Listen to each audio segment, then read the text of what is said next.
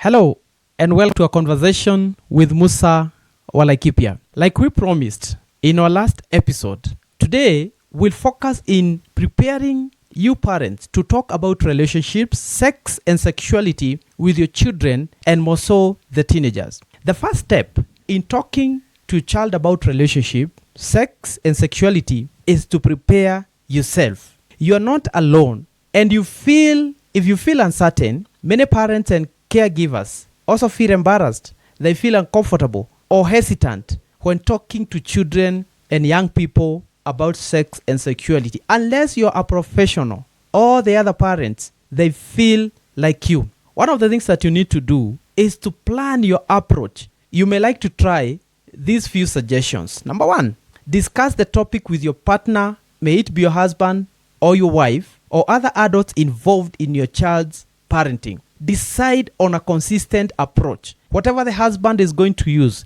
that is the same approach that the wife is supposed to be using, and vice versa. Number two, decide what values and messages you want to communicate to your children, to your teenagers, because children won't know about your morals, values, and their beliefs unless you tell them.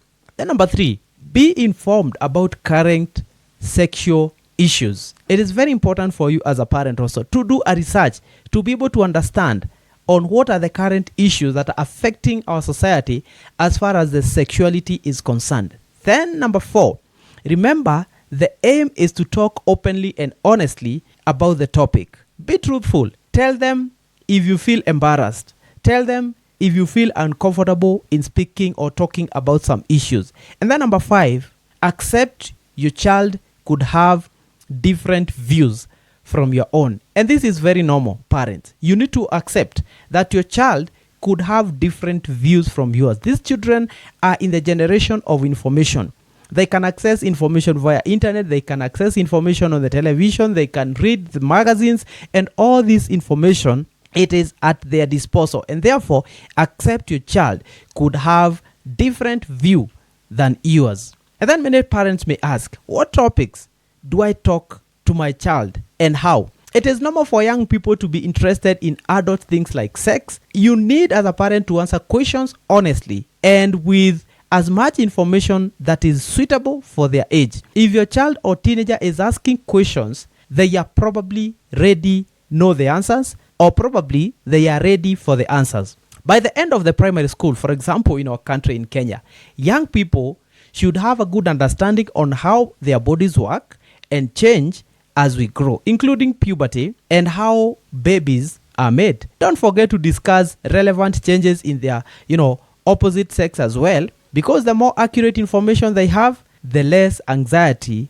they will feel. And of course, in secondary schools, the conversation should move forward towards relationships, including respectful, intimate relationship and enjoyment. It is okay not to answer questions about your own experiences, because like we said in our first or second episode, we talked about that you should be truthful. Sometimes you might not be okay to answer some of the questions of things that you have gone in life. And of course, it is very important for you to be conversant with topics to talk about different ages and stages, and that one will tackle it in a different episode. You also need to develop a positive approach to relationships, sex, and sexuality with your child. Most young people will have an interest in being sexually active at some stage as they move into adulthood. This is a fact. And providing sex-positive, accurate, honest, and comprehensive information about relationships, sex, and sexuality will help your child to make healthy, safe, and positive choices about what they want in their relationship. Remember, to listen to your child, it should be a series of discussions, not a lecture. Be prepared for the possibility that they may not feel the same way or agree with you. This is a conversation with Musa Wa Laikipia, and this is my opinion. I pray that you have listened to this podcast and you have benefited from it. And most of the parents would tell me, Musa, even after listening to your podcast, I cannot still talk to my children and teenagers. Don't worry. That is why we are here as professionals, as Destiny Shapers Mentorship Program and Taksha Consultancy, and we'll be launching the umbrella organization soon for our ministries. We pray that you can reach us through our inbox and let us know how we can be of help to a generation, because we are propelled by a desire to better as many lives as possible, so that when the sun sets on our side, we shall be glad that we have done the best to the glory of God and service to mankind. Thank you so much, and God bless you, and have a blessed day.